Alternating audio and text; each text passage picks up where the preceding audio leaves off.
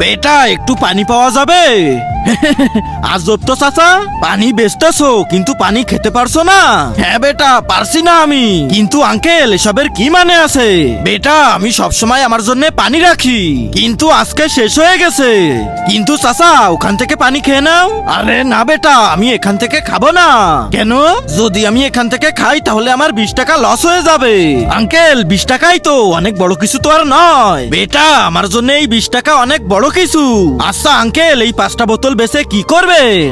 বেটা এগুলো বেচলে আমি একবেলা খাবার খেতে পারবো। আঙ্কেল এক কাজ করেন, আপনি এই সব বোতল আমাকে দিয়ে দেন। 1 মিনিট।